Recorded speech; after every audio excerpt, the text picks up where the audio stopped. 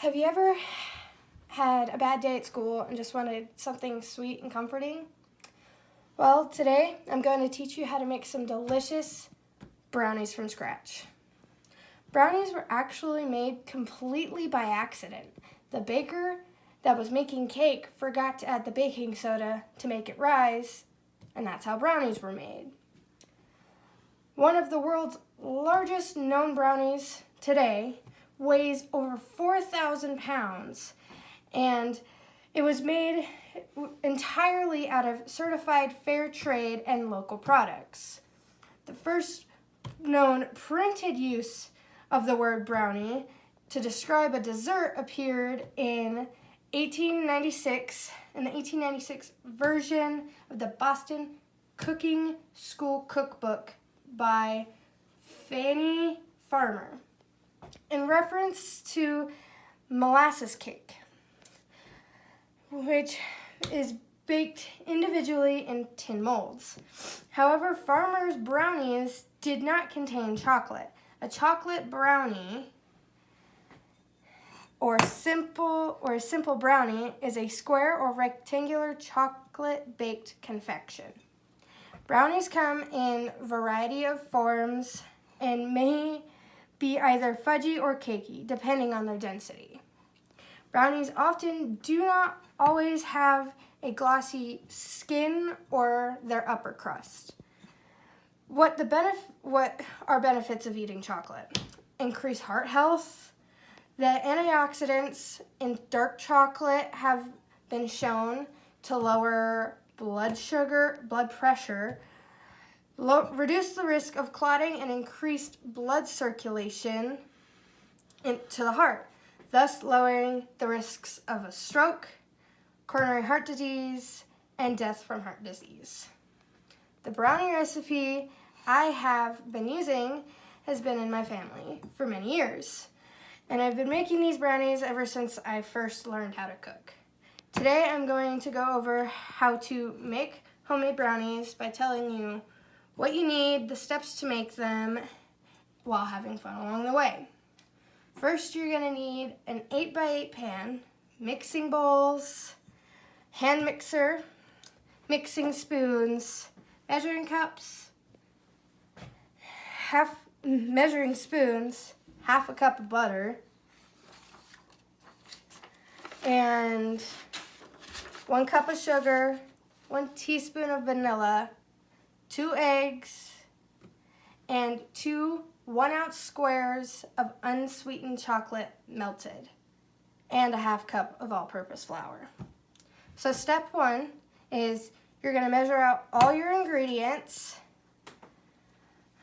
I have my half cup of flour here, half cup of butter, my 2 eggs, my 1 teaspoon of vanilla, my cup of sugar, and my 2 1-ounce squares of unsweetened melted chocolate. What you also need to make sure you do is preheat your oven to 325 degrees so it's ready to go. And once you're done measuring out all your ingredients, it's time to start mixing your wet ingredients together. First, you want to cream your butter, sugar, vanilla, and eggs together along with the melted chocolate. So let's get that going now. I like to start off by adding the butter in first, then the sugar, and give it a little mix first.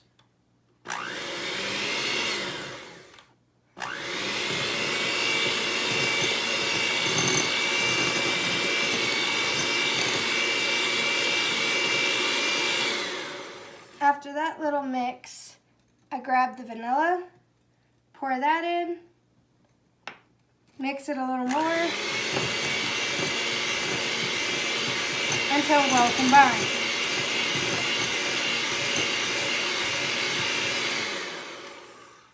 Once it looks like this is when I grab my eggs and the chocolate. I have a spatula here to help get the chocolate out. And what I did to melt the chocolate is I put it in the microwave for 10-second intervals. to prevent it from burning. But if you don't have the access to a microwave, you can use a double boiler to melt the chocolate that way. So you're going to scrape the chocolate into the bowl like so. Get the excess off the spatula. Are you trying to shop for X? S. Then you crack open Sorry. your eggs.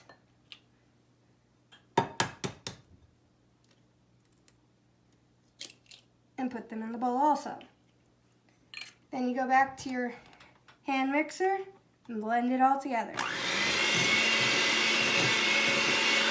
While you're blending, you want to make sure you get all of it well combined. You can grab an extra spatula and scoop the sides to make sure everything gets mixed in.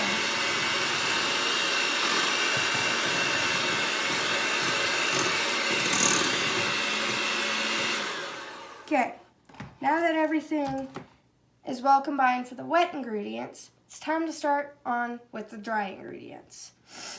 So for the dry ingredients, all you have is half cup of flour.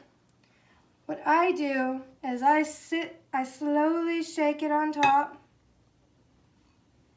then grab the spatula that I used previously, kind of fold it in slightly until it's not as powdery on top to prevent the mixer from spraying flour everywhere. And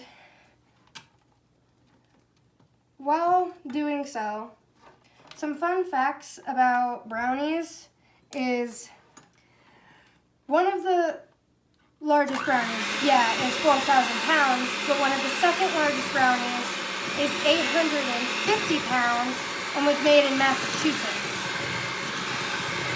And while you're combining all of your dry ingredients with your wet ingredients,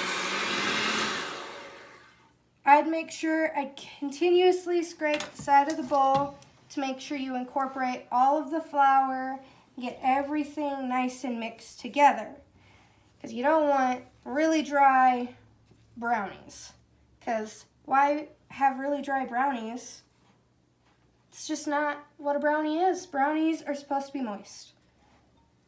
Now that all of this is mixed together, it's time to bake. I have what's called a brownie pan. It has individual spots for the brownie mix, so it bakes evenly and comes out with perfect individual brownies. I have already greased it and it's ready to go. What I'm going to do is I'm just going to grab a spoonful, or scoopful I should say, and put it in like so. And do that with the rest of the brownies. And once all of that is done, you put it in the oven for 30 to 35 minutes. Once the timer goes off, stick a toothpick down the center to make sure it's all done. Once it is, take them out, you let them cool, and you're left with some delicious homemade brownies. This batch kind of sank a little, but hey, that just means there's room for a scoop full of ice cream in it. Who wouldn't want a brownie with ice cream? Today, I told you I told you about brownies, showed you the materials and the steps needed to make them, and the ingredients.